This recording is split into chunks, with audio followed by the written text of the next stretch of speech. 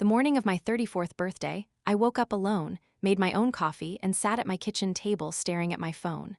No calls, no texts, not one message from my mother, my brother, my sister, or any of the aunts and uncles I had been quietly funding for the better part of a decade. Not a single happy birthday. Not even a voice note with background noise and a half-remembered excuse. Nothing. Just silence and the sound of my refrigerator humming.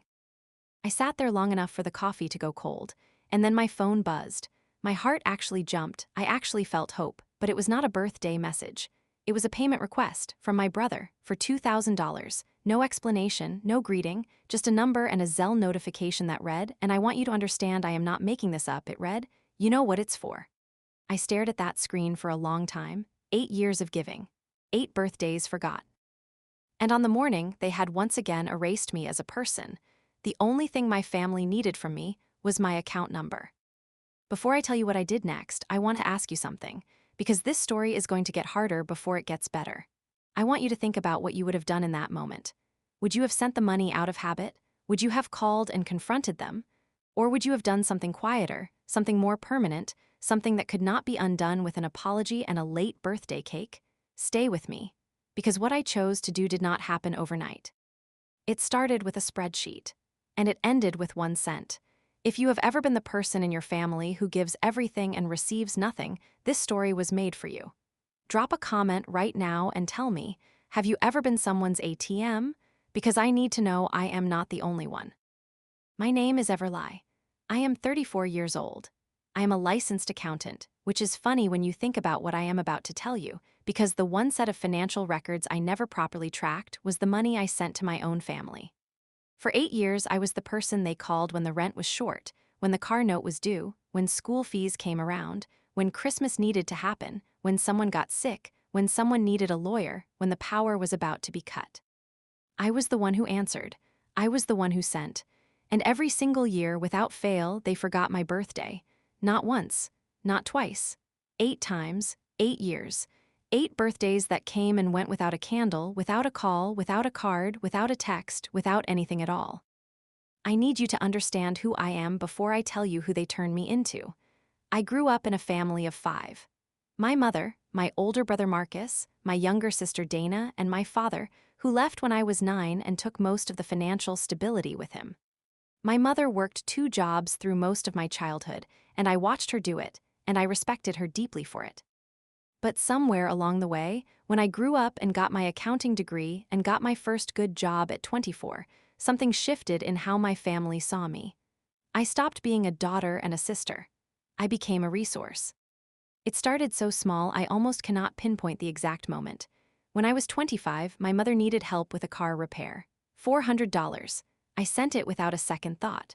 When Marcus lost his job at 27, I covered 2 months of his rent.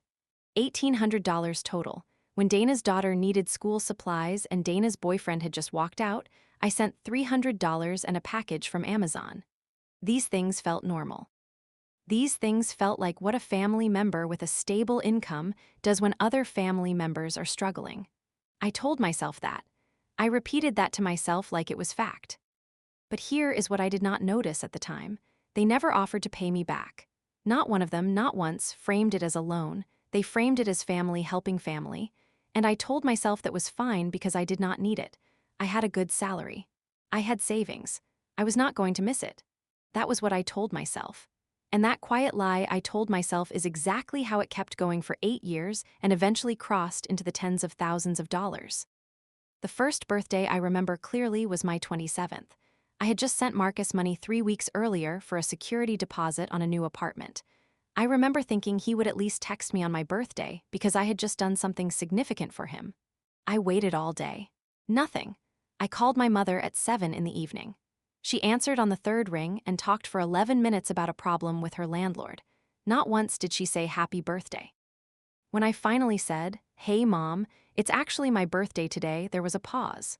And then she said, "Oh honey, I knew that. I have just been so busy. I will get you something nice." She never did. She never mentioned it again. I was 27. I told myself she was tired. I told myself I was being too sensitive. I told myself that adults do not need birthday parties and that love shows up in other ways. I was really good at telling myself things that made it easier to stay. My 28th birthday followed the same pattern. My 29th. My 30th. Each year I would wake up and check my phone, and each year I would feel the same particular kind of pain that is hard to explain to someone who has never felt it. It is not like being stabbed. It is quieter than that. It is the slow realization that the people who are supposed to see you the clearest actually see you the least. It is the moment you understand that you exist in your family primarily as a function, not a feeling. But they never forgot when they needed money. That part was always on time. The requests came in all shapes. Marcus would call and ease into it over 10 minutes of small talk, then land on the number at the end of the conversation like it was an afterthought. My mother would get quiet and sad, and I could always feel the ask coming before she said a word, and somehow her sadness made me feel responsible before she even asked. Dana was the most direct. Dana would just send a message with a number and the word please and 3 question marks. Sometimes she would add a voice note of her kids in the background. She knew what she was doing. I am not saying they were cartoonishly evil. I am not saying they sat in a room and planned this. What I am saying is that a pattern formed and no one in my family ever stopped to question it, and because I never said a clear no, the pattern became the rule. Everlie has money. Everlie will send it. Everlie always comes through. That became my identity inside my family. And the birthday silence became part of the same unspoken agreement. You are not here to be celebrated. You are here to be useful. There were moments I almost broke through. When I was 31, a few weeks after my birthday had passed in its usual silence, I finally brought it up. We were on a group call, me and Marcus and Dana and my mother, and I said as calmly as I could that it had hurt me that no one had acknowledged my birthday. My mother said she was sorry and that she loved me. Marcus said he thought Dana had sent something. Dana said she thought Marcus had. Nobody had. What I remember most from that call is that within 6 minutes, it had become a conversation about a problem Marcus was having with his landlord. The subject changed and no one noticed. Or they noticed and let it change anyway. I stopped bringing it up after that, not because I had stopped caring, but because I finally understood something. If I was going to feel pain, I preferred to feel it privately rather than be told my pain was not important in real time. By the time I was 32, I had started keeping a mental count. Not obsessively. Not with anger at first. Just the way you start to notice a pattern when it has repeated enough times that your brain starts connecting dots automatically. I noticed that the money requests came more often during months when I had recently been promoted or mentioned anything positive about my finances. I noticed that when I said I was saving for something, there was always a crisis that needed my savings shortly after. I noticed that after I bought my own car with money I had saved carefully for 2 years, my mother suggested I should buy Marcus a used car too because he needed one for work. When I said I could not afford that, she went quiet for 3 days. I was 32 when I started the spreadsheet. I did not start it as evidence. I started it out of the same instinct that makes an accountant annotate everything. I just wanted to see the number clearly. I opened a new file one Sunday afternoon and started typing from memory, and then I started going through old bank statements, and what I found was not a shock in the way movie surprises are shocks. It was a slow, cold, settling kind of shock. The kind that sits in your chest and does not go away. Over 8 years, I had sent my mother a total of $22,000. I had sent Marcus $19,400. I had sent Dana $11,200. There were smaller amounts to cousins and aunts and one uncle who I had only met 3 times in my life, but who had somehow gotten my phone number and knew how to craft a hardship story. The full number, when I totaled the column, was $61,340. I stared at that number for a long time. $61,000. I had sent $61,000 to people who could not send me a text on my birthday. I closed the laptop. I made dinner. I did not cry that night. I think I was too calm for crying. What I felt was closer to clarity. The kind of clarity that arrives after a very long time of refusing tea. Oh, see something clearly. I did not do anything with that information right away. That is important to understand about who I am. I am not a person who reacts fast. I am a person who processes. I think accountants are built that way, or maybe I was built that way first, and that is why accounting suited me. I sat with the spreadsheet for 3 weeks. I thought about my mother making 2 jobs work when I was a child, and I felt love for her and grief for her at the same time. I thought about Marcus at his lowest moments and how I had genuinely wanted to help him. I thought about Dana's kids and how they were innocent in all of this. I thought about who I would be if I let $61,000 and 8 forgotten birthdays turn me into a cold person. What I decided was that I did not want to be cold, but I needed to stop bleeding. I started making quiet changes, not dramatic ones, no announcements, no confrontations. I just started doing something I had never done before with my family. I started saying no, not loudly, not with explanations, just no. The first time was Marcus. He called in October asking for $800 for car repairs. I said I was sorry, but I could not help right now. There was a silence on the line. Then he said, "You serious?" I said yes. He said okay and hung up. He did not call again for 3 weeks. When he did call again, it was to say that his friend had helped him out and that the car was fine. I noticed something then. He had found another way. He had always had another way. I had just always been the easier option. The second no was harder. My mother called in November saying her rent was short by $400 and her landlord was not being patient. I felt the old pull immediately. The guilt was physical. It sat right behind my sternum like a stone. I told her I was really tight this month. She said she did not know what she was going to do. I said I was sorry and that I hoped it worked out. She hung up before I could say anything else. I did not sleep well that night. But by morning, I had a text from Dana saying Mom had called her and that Dana had sent half and a neighbor had helped with the rest. My mother's rent had been covered without me. I was not indispensable. I had been convenient. December came. I braced for Christmas. In past years, I had funded Christmas in ways that embarrass me now, not just gifts. I had covered the food, the travel for family members to come together, the decorations. I had paid for things and then sat in rooms where people talked around me and through me and never quite at me. This December, I sent one gift to Dana's kids because the kids were not the problem, and I sent my mother a card. I sent Marcus a text wishing him a good holiday. I did not send money. No one asked why. That was its own kind of information. January arrived, then February. I had my first real conversation with myself about what the new boundary actually looked like long-term. I had stopped the bleeding, but I had not yet done anything about the $61,000, and I had not yet decided what the moment of real clarity would look like when it came. It came in March, on a Thursday morning, my 34th birthday.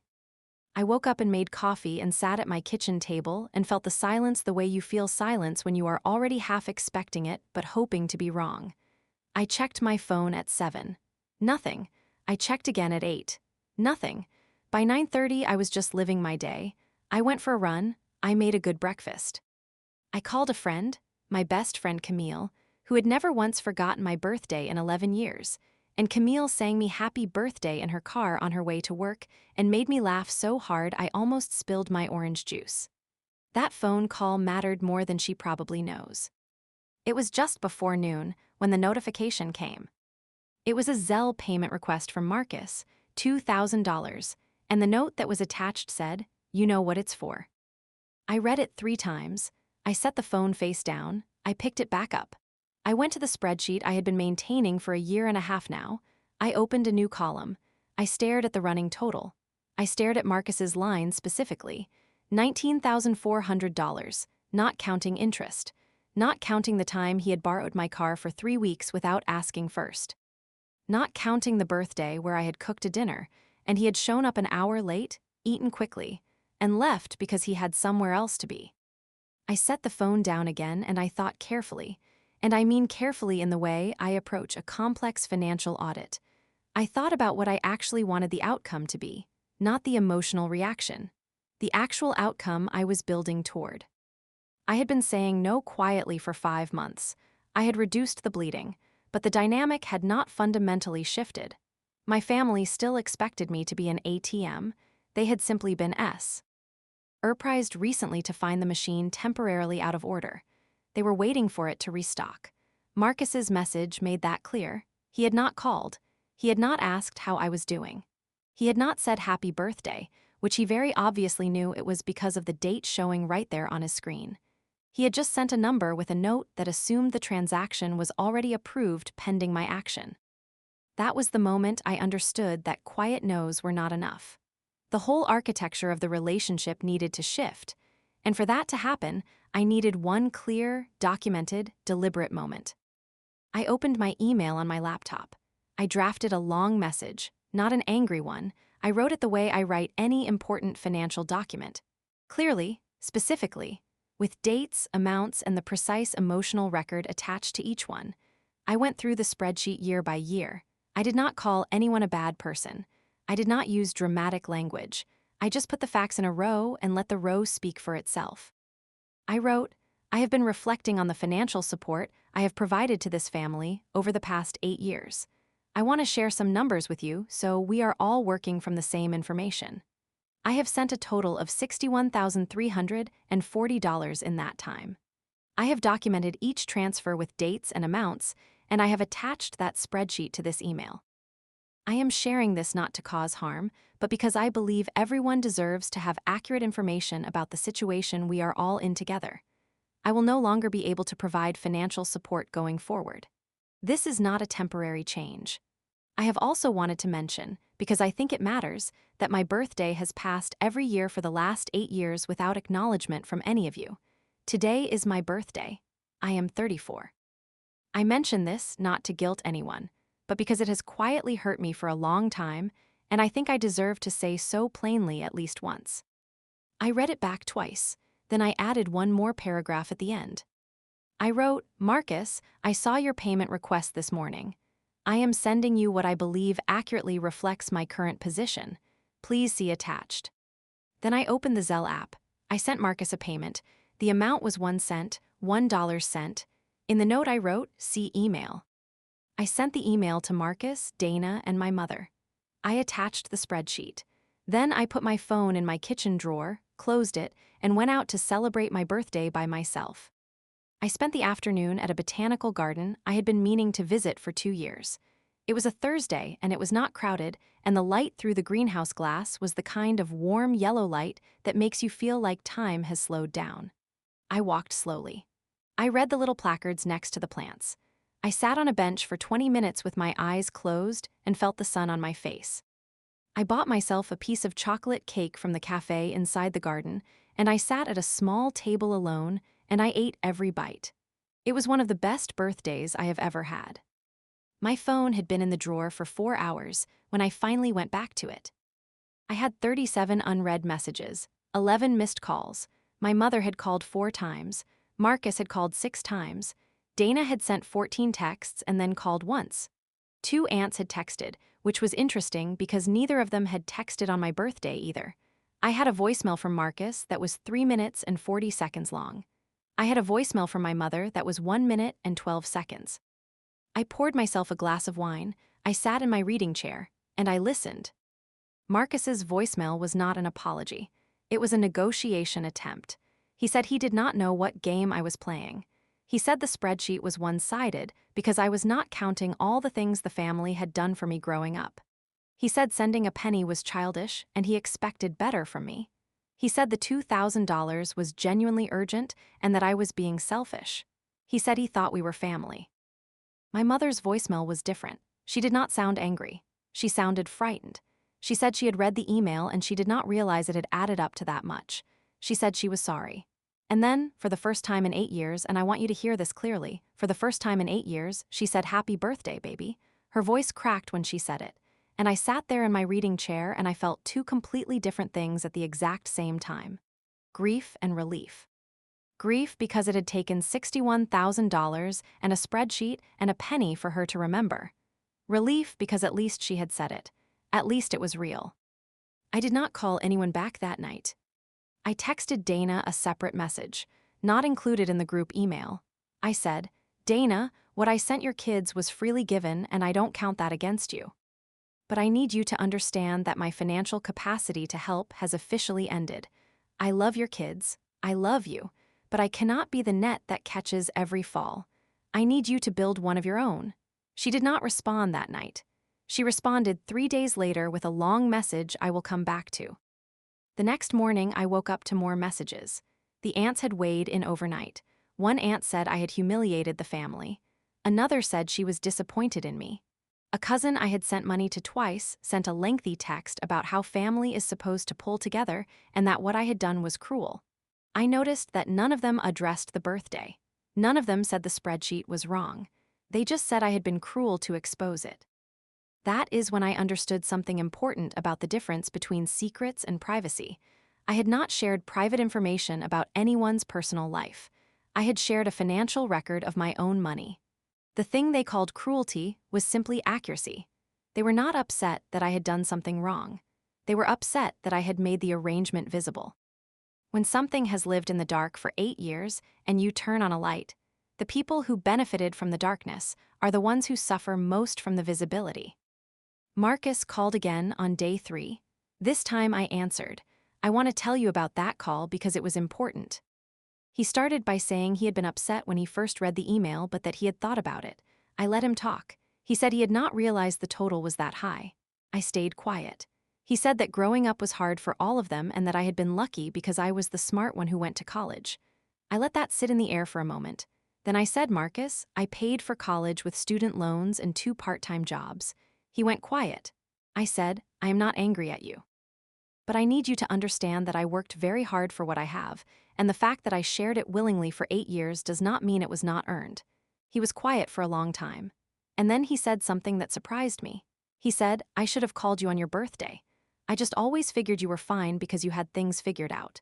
I said, having things figured out professionally does not mean you don't need your family to see you. He said, I know. He actually said, I know. That was not an apology, not a complete one.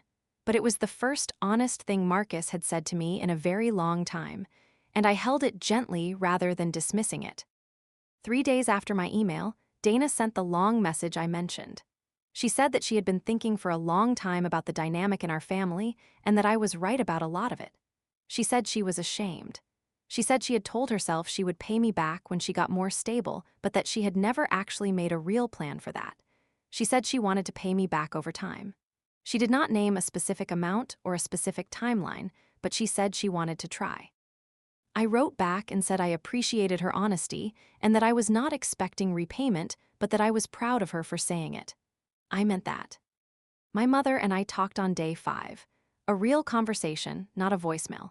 She called in the evening and I answered, and she started by saying she had read the email 6 times.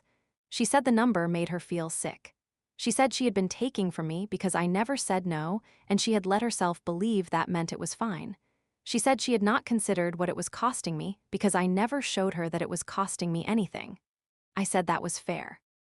I said I had hidden how it was affecting me because I wanted to keep the peace. She said, Everly, you should not have had to keep the peace. That is my job as your mother. She started crying. I stayed calm. Not because I was cold, but because one of us needed to be steady and she could not be right then. She apologized for the birthdays. She said she did not have a good reason. She said she got caught up in her own life and her own struggles, and she took it for granted that I would always be there and that the birthday would always come back around and there would always be time. I said, there is not always time, Mom. She said she knew. She said she knew now. We talked for almost 2 hours that night. It was the longest real conversation I had had with my mother in years. Maybe ever. We talked about my father leaving. We talked about how hard she had worked and how scared she had been. We talked about how she had never known how to celebrate me because no one had ever really known how to celebrate her. I cried during that part. She cried again. By the end of the call, I did not feel fixed, but I felt seen. For the first time in a very long time, I felt like she was talking to a person and not a resource. I want to be clear about something. That call did not erase 8 years.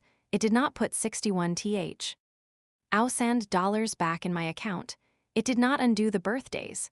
What it did was open a door that had been sealed for so long I had started to believe the door did not exist. I was not ready to walk all the way through it, but I could see it now. The angry aunts eventually quieted down.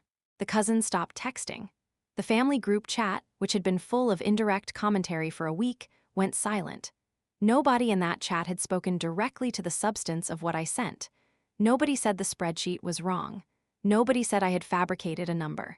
They just collectively decided that silence was better than accountability, and one by one, they stopped posting. Except one person. My Aunt Rosemary, who is my mother's oldest sister, sent me a private message on a Sunday afternoon about 2 weeks after the email. She said she had watched what happened in the family and that she wanted me to know she was proud of me. She said she had seen my mother lean on me for years, and she had not said anything because it was not her place. She said she remembered my birthdays because she had sent me small gifts when I was a child, but had drifted away from the habit as I got older. She said she was going to start again. She sent me a late birthday message, just a warm one, no fanfare. Just, "Happy birthday, Everly, I hope it was a good one." I read it 3 times. Something in my chest that had been tight for weeks finally let go a little. I want to tell you what happened in the months after, because the story does not end with the email and the penny. The story continues, and the continuation matters. Marcus and I rebuilt something, slowly. He found a more stable job in May. He did not ask me for money again.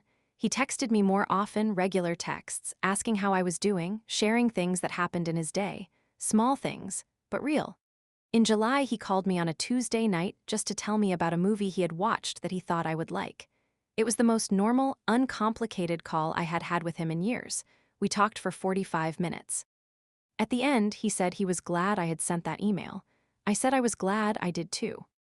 Dana started paying me back in small amounts, $40 here, $60 there. She set up a recurring transfer of $50 a month, which she texted me about with a kind of solemnity that told me she understood what she was doing even if the amount was modest. I told her she did not have to. She said she knew she did not have to. She said she wanted to. I let her. Not for the money, because $50 a month was not going to recover $11,000 anytime soon, but because the act of doing it was Dana doing something her own spirit needed. I was not going to take that from her. My mother and I started a new habit. Every Sunday evening she calls me, not to ask for anything, just to talk. We talk about her week and my week and what we have been watching and what we have been thinking about. It is not always deep. Sometimes it is mundane, and that is okay. Mundane is actually good. Mundane means we are talking like two people who exist to each other beyond need and utility. She remembered my birthday this year with more than a call. She drove 3 hours to my city with a chocolate cake she made herself, and we sat at my kitchen table and ate it and talked until midnight. It was imperfect and a little awkward in the early hours because we are still learning how to be people to each other and not just roles. But she came. She drove 3 hours and she came. That mattered enormously. I was not expecting the financial clarity to matter as much as it did. I thought the emotional reckoning would be the bigger change.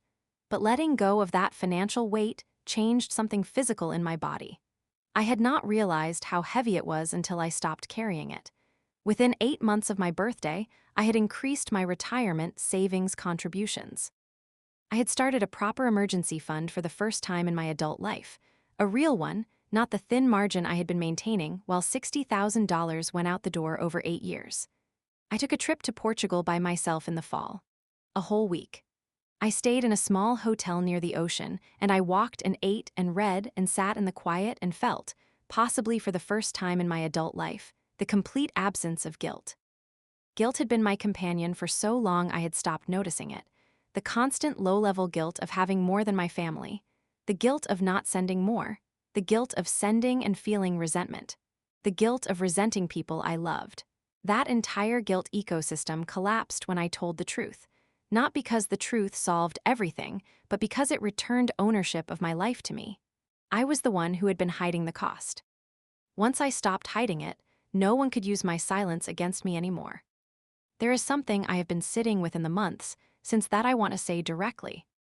Because I think it is the thing that this story is actually about underneath all the dollar amounts and all the missed birthdays. I spent 8 years believing that keeping the peace was the same as maintaining love. I believed that saying yes when I wanted to say no was a form of generosity. I believed that absorbing the disrespect quietly was the more evolved, more mature, more dignified response. I was wrong about all of it. Keeping the peace is not the same as having peace. Saying yes when you mean no is not generosity. It is a slow erosion of your own truth, and absorbing disrespect quietly does not make you more dignified. It makes you invisible. And when you are invisible, you cannot be loved. You can only be used, because love requires seeing the person. And if the person is invisible, all that remains is the function. I made myself invisible for 8 years because I was afraid. Afraid of conflict. Afraid of seeming greedy. Afraid that if I stopped being useful, I would stop being wanted. That fear was the real cage. The money and the birthdays were just the evidence of it. The penny was not revenge. I need you to understand that. I have thought about why I sent 1 cent instead of nothing, and I think the answer is that 0 feels like giving up and 1 cent feels like an answer. It says, I received your request. I considered it. I responded. With exactly what it was worth in the context of everything I have given and everything I have not received. 1 cent is not rage. 1 cent is a balance sheet. 1 cent is the most accounting thing I have ever done in my personal life. And it worked, not because it punished anyone, but because it was undeniable. You cannot argue with a cent, you cannot reframe it, you cannot call it a misunderstanding. Marcus saw the cent and the attached note, and he knew that I knew. He knew the era was over. The machine was not out of order. The machine had been retired, by choice, by the person who had built it and run it alone for 8 years without a single thank you on her birthday. I think about the woman who sat at that kitchen table on her 34th birthday with cold coffee and a payment request. I think about how much she had given and how little space she had taken up in her own life. I think about the trip she had not taken and the savings she had not built and the guilt she had carried like a second job. I think about how she almost sent the $2,000, because she almost did. The habit was strong. The pull was real. For a few minutes in that kitchen, the old version of me nearly won. I am glad she did not. What I have learned in the year since that birthday is that love that costs you everything is not love. It is a transaction that you have agreed to call love because the alternative, the truth that it is not love, is too painful to sit with. Real love, the kind I have been building slowly with my mother and cautiously with Marcus and steadily with Dana, real love has room for no. Real love can withstand a spreadsheet. Real love does not evaporate when the money stops. If the love only stays as long as the money does, then it was never love. It was just a very long lease agreement. My family did not become perfect after my birthday. Families do not work that way, but something structural changed. The unspoken agreement that I would give indefinitely and be forgotten annually was canceled. And what replaced it, slowly, imperfectly, sometimes awkwardly, was something more honest, more real, more like actual family. I still have the spreadsheet. I do not look at it often, but I keep it the same way you keep a scar, not to stay in the wound, but to remember that you healed from something real, and to remember what it cost you so you never let it cost you that much again. If you're somewhere in this story right now, still in the middle of it, still sending the money, still waiting for the birthday text, still telling yourself that next year will be different, I want to say something to you directly. The next year will not be different, not until something changes. And the only thing within your power to change is your own position. You do not have to send a penny. You do not have to write a spreadsheet. You do not have to do it the way I did it. But you do have to do something. Because the silence you are keeping to protect everyone else is eating your life one transfer at a time. You deserve to be celebrated. You deserve to have your birthday remembered not because you paid for it, but because you exist and you matter, and the people in your life should feel that without a financial reminder. You deserve to have a savings account that grows because you let it grow. You deserve the trip. You deserve the cake. You deserve the phone call on a Thursday morning that is just someone singing happy birthday in their car because they love you and they remembered and they wanted you to know. Find your Camille, set your limit, send your penny if tea. Hat is what the moment calls for.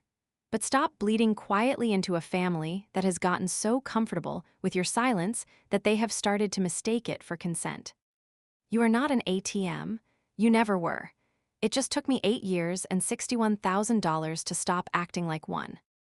And when I finally stopped, when I sat in that botanical garden with my chocolate cake and the warm yellow light and the quiet and the peace I had earned entirely on my own, I understood something I think I had always needed to know. The most expensive thing I ever gave my family was not the money. It was the years I spent making myself small enough to fit inside the role they had built for me. And the most valuable thing I ever gave myself was the decision to stop. It costs exactly 1 cent to begin. If this story stayed with you, I want to know why. Drop a comment and tell me which moment hit you the hardest. Was it the birthday silence? Was it the spreadsheet total? Was it the penny? Was it the call with her mother? Because this story is about something most of us have felt but very few of us have said out loud. If you have been the person in your family who gives everything and gets forgotten, your comment belongs here. This is a safe place to say it. And if you are still in the middle of your own version of this story, I hope Something Ever Lie Did gives you one small piece of what you need to begin. Like this video if it was worth your time. Share it with someone who needs to hear it. And subscribe because the next story is already waiting, and it is just as real and just as raw as this one.